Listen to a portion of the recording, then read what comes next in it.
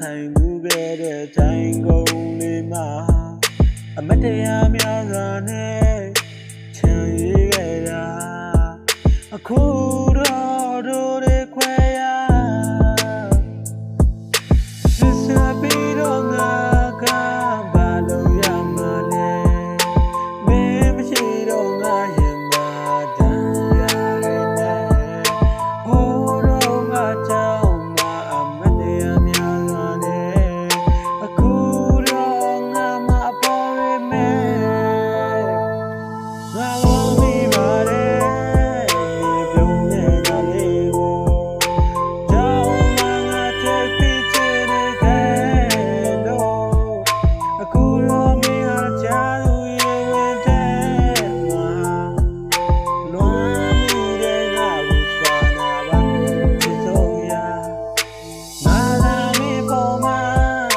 ချစ်